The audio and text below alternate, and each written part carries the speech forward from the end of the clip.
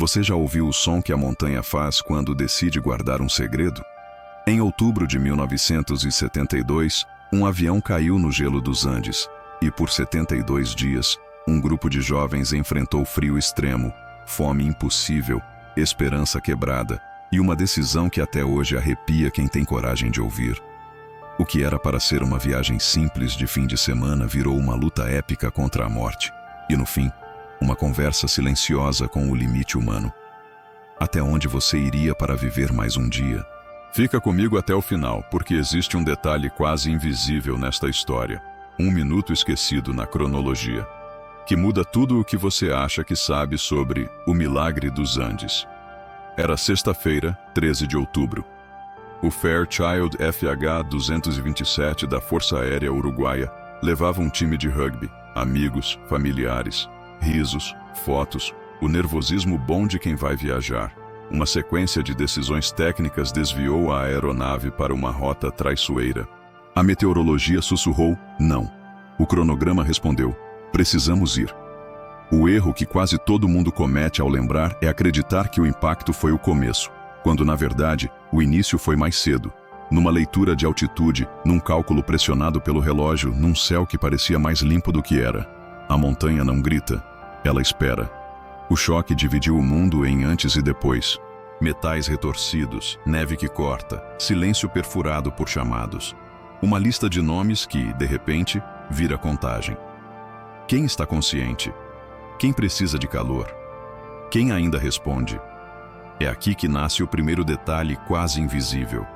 A organização em meio ao caos. Alguém recolhe mantas. Alguém confere pulso. Alguém fecha ferimentos com o que tem. Não há manual, mas nasce um.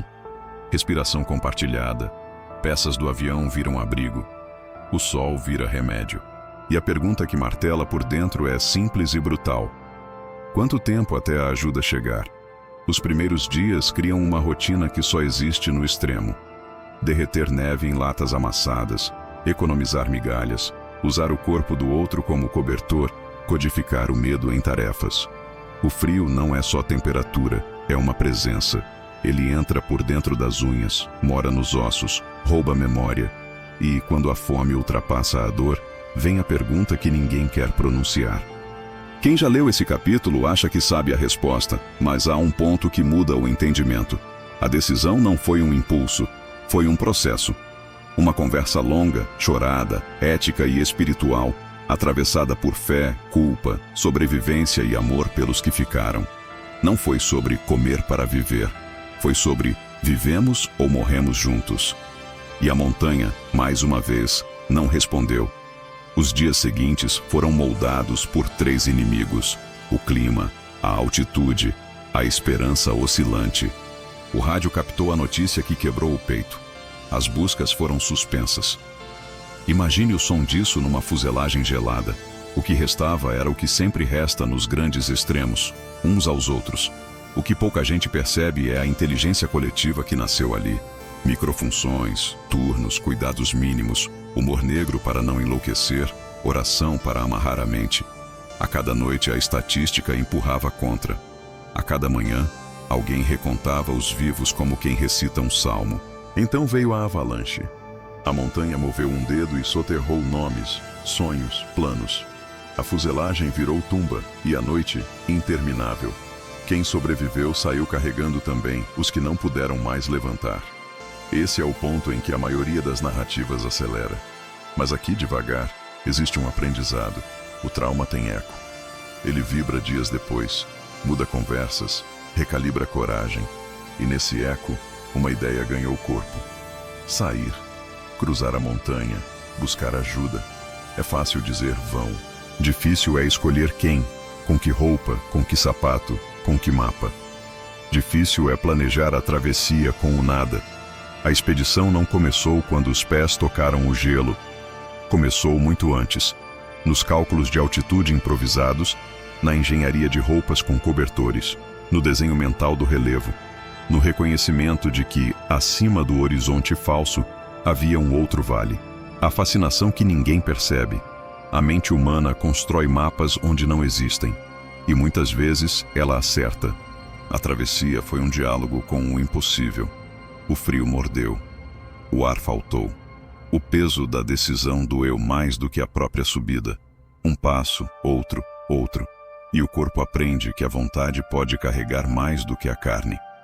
É nesse trecho que aparece o tal minuto esquecido da cronologia.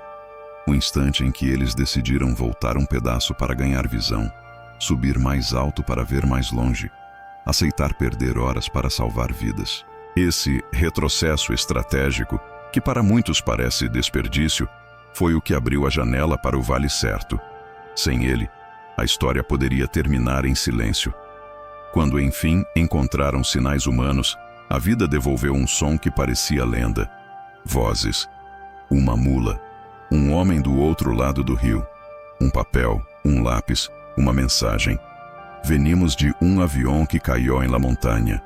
A ponte entre dois mundos se reconectou por meio de um bilhete passado numa pedra. E de repente, o impossível virou roteiro. Helicópteros, tendas, médicos, abraços, nomes que saíam da lista de desaparecidos e voltavam para a lista de vivos. O mundo chamou de milagre. Eles chamaram de trabalho, fé e teimosia. Mas voltar não encerra uma história como essa. Ela veio junto. Veio nas entrevistas, nos olhares, nas noites mal dormidas, nas perguntas que duram décadas. Como viver com o que foi preciso fazer para continuar vivendo? Como explicar o que só quem passou consegue sustentar sem quebrar? A verdade incômoda é que o julgamento de fora é leve. Pesa pouco porque não teve que escolher. Ali, escolher significou honrar os que tinham pedido para que a vida continuasse. Significou transformar horror em sacrifício, culpa em compromisso. Não há glamour no extremo. Há cicatriz. O que quase ninguém nota é que essa história não é só sobre sobrevivência física. É sobre liderança invisível, sobre amizade como força vital, sobre espiritualidade como técnica de foco, sobre ciência improvisada em 4.000 metros, sobre logística que nasce de mãos tremendo. É sobre resiliência como ato coletivo. O indivíduo aguentou, o grupo salvou. E por que isso nos pega tanto meio século depois? Porque toca o nervo de uma pergunta que evita carnaval. O que você faria pelo próximo minuto de vida? E pelo próximo do amigo? A maioria de nós não sabe. Eles souberam e pagaram o preço de carregar essa resposta para sempre. Quando chamamos de milagre, às vezes apagamos o que eles construíram. Método em dor, estratégia em gelo, ética no abismo. No fim, o som que a montanha fez foi o do mundo respirando junto, quando os helicópteros pousaram e 16 voltaram. Mas a montanha não esquece. E eles também não. Existe um respeito que se aprende olhando para aquela neve. O de que a vida é uma soma de escolhas pequenas feitas sob pressões grandes. E que o detalhe quase invisível, a conversa longa antes da decisão, o retrocesso para ver melhor, o turno de cuidado no meio da madrugada, é o que muda o destino. Se essa história te atravessou, me diz nos comentários qual foi o momento que mais te pegou. O rádio que anunciou o fim das buscas, a avalanche que roubou nomes à travessia em busca de ajuda ou o bilhete na pedra? E se você quer continuar ouvindo narrativas reais, se inscreva e ative o sininho.